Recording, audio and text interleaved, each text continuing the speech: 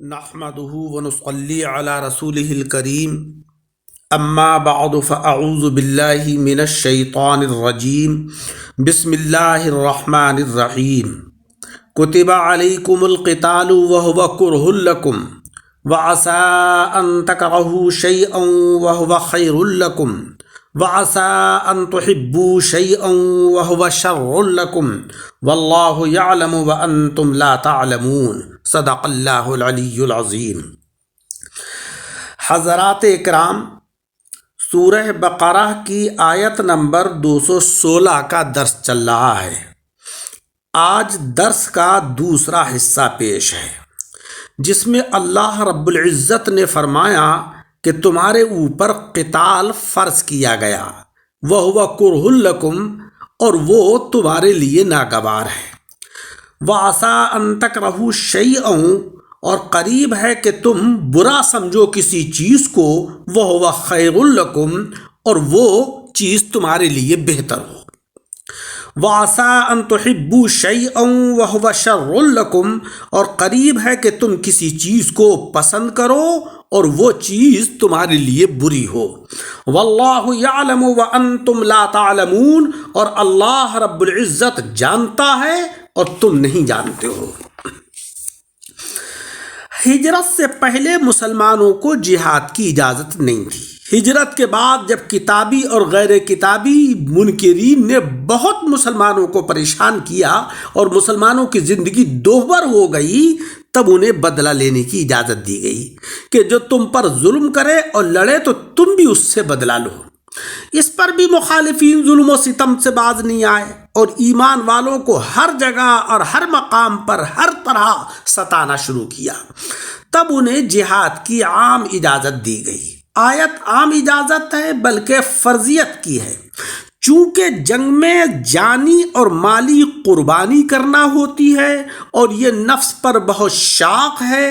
مسلمانوں کو اب تک جنگ کی عادت نہیں تھی، لہذا فرمایا گیا کہ اے مسلمانوں، تم پر اللہ کی راہ میں منکرین سے جنگ کرنا فرض کیا گیا۔ تمہیں جہاد گراں ضرور ہے مگر اللہ رب العزت کے حکم پر سر جھکا دو۔ بہت ممکن ہے کہ تم کو کوئی چیز ناگوار معلوم ہو مگر حقیقت میں وہ تمہارے لیے بہتر ہو، اور یہ بھی ممکن ہے کہ کوئی چیز تمہیں اچھی معلوم ہو رہی ہے مگر اصل میں وہ تمہارے لیے بری ہو، تمہارے لیے اس کے اندر شر ہو۔ لہذا تم تو اللہ تبارک و تعالیٰ کے حکم کی اطاعت کرو، اپنے پسند اور ناپسند کا خیال بالکل بھی نہ کرو۔ اس آیت کی تفسیر صوفیانہ یہ ہے کہ اللہ تبارک و تعالیٰ نے مسلمانوں سے فرمایا کہ اے ایمان والوں، تم پر نفس امارہ اور شیطان سے جہاد فرض ہے۔ چونکہ تم نفسیات میں مبتلا ہو اس لیے وہ تمہیں فی الحال ناگوار ہے۔ نفس کے حجاب میں سے اچھی چیز تو بری معلوم ہوتی ہے اور بری چیز اچھی معلوم ہوتی ہے۔ یہی تمہارا حال ہے کہ جب یہ حجاب اٹھ جائے گا تب تمہیں اس جہاد کا فائدہ معلوم ہوگا کہ تم جسمانی لذتوں کو پسند کرتے ہو اور روحانی لذتوں کو ناپسند کرتے ہو۔ یہی نفس امارہ کا اثر ہے۔ اس پسندیدگی کے اندر بھی راز ہے کہ اللہ تبارک و تعالی عبادات کو تمہارے لیے شاخ اور گناہ کو پسندیدہ بناتا ہے تاکہ تم نفس کی مخالفت سے ثواب پاؤ۔ نفس کی موت کے اندر قلب کی حیات اور زندگی ہے، اور قلب کی موت میں نفس کی حیات ہے۔ لہذا یہ بات یاد رکھو کہ تم میں اور اللہ تبارک و تعالی میں تمہاری خودی جو ہے وہ آڑ ہے۔ جب آڑ کو دور کر دو گے تو سامنے دربار یار ہے۔ کسی نے کیا ہی اچھی بات کہی ہے کہ اے مولا، تجھ میں اور مجھ میں میری خودی آڑ ہے، اپنے فضل سے میری خودی دور کر دے تاکہ میں رہوں یا نہ رہوں لیکن تو میری ذات کے اندر موجود ہو۔ حضرت ذوالنون مصری رحمۃ اللہ علیہ فرماتے ہیں کہ 6 چیزوں سے مخلوق خراب ہوتی ہے۔ نیت کا فساد، کیونکہ نیت اگر اچھی ہے تو اس کے اوپر اثرات اچھے مرتب ہوتے ہیں، اور نیت اگر خراب ہے تو اس کے اثرات برے ظاہر ہوتے ہیں۔ اسی لیے آقا علیہ الصلاۃ والسلام نے فرمایا کہ انما الاعمال بالنیات وانما لامرئ ما نوی، اعمال کا تعلق نیتوں پر موقوف ہے۔ جس آدمی کی جیسی نیت ہوتی ہے ویسے ہی اللہ رب العزت اس کو جزا عطا فرماتا ہے۔ تو نیت کا فساد بہت بری چیز ہے۔ دوسرے ہے شہوات کا غلبہ۔ انسان جو برائیوں کی طرف مائل ہوتا ہے وہ اس کے اندر شہوتیں لے کر جاتی ہیں اس طرف کو۔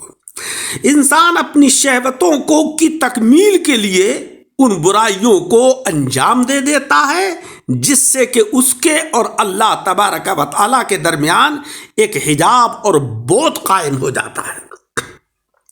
اور تیسری چیز ہے لمبی امیدیں۔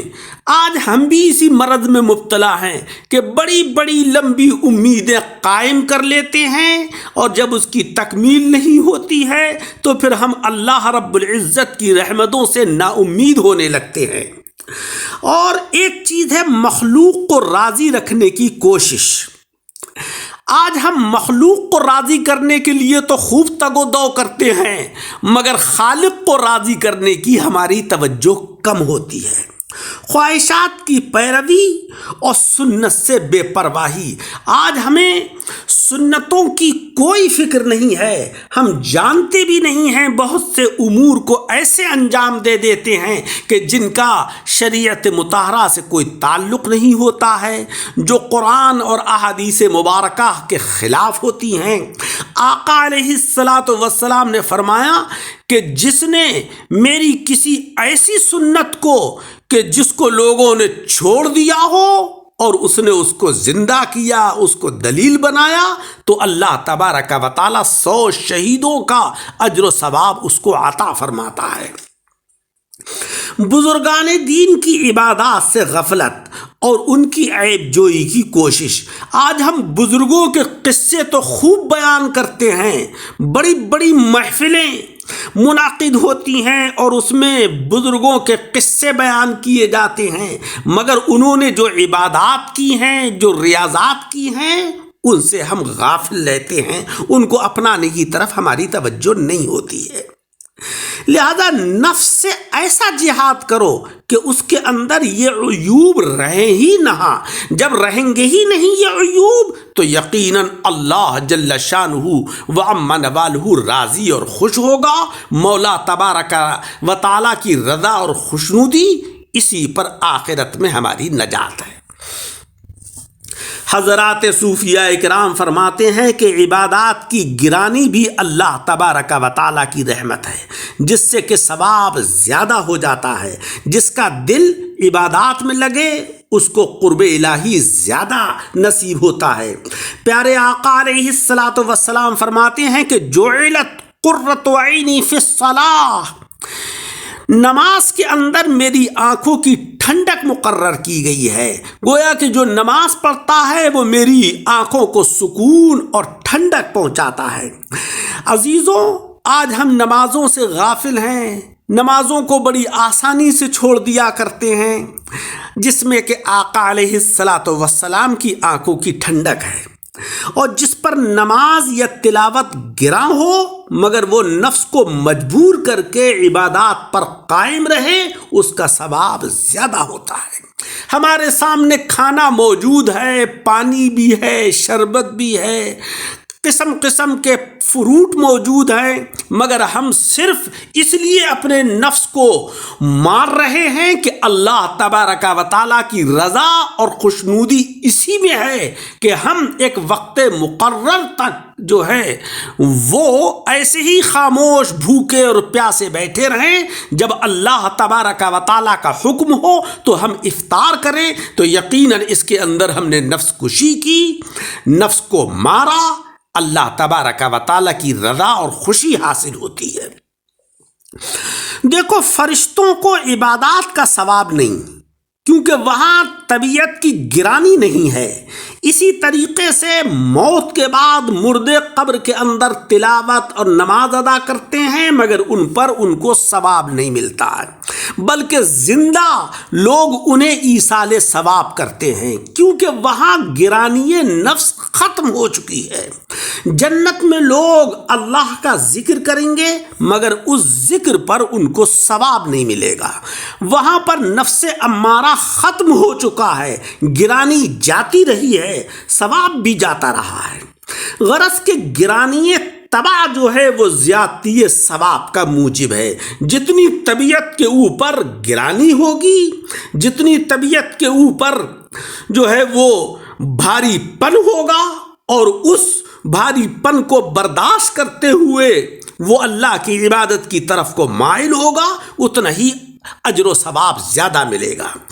آرام سے بستر پر لیٹے ہوئے ہیں، اوپر سے لحاف اوڑھے ہوئے ہیں، مسجد سے اذان کی آواز آتی ہے، لحاف کو اٹھانے کو دل نہیں چاہتا ہے، مگر ایسی حالت میں اللہ کے گھر کی طرف کو چل دیتے ہیں اس آرام و آسائش کو چھوڑ کر، تو اللہ تبارک و تعالی ایسے بندوں کو پسند کرتا ہے کہ جنہوں نے آرام کو، سکون کو اور لذت کو اس کی رضا کی خاطر چھوڑ دیا ہے۔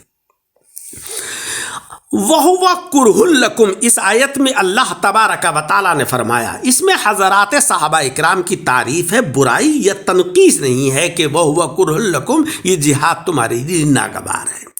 اسی طریقے سے کسی چیز کی محبت کی 3 صورتیں ہیں: اس چیز کو اچھا جاننا، طبعاً پسند کرنا، دل کا میلان ہو مگر اس سے رہے علیحدہ۔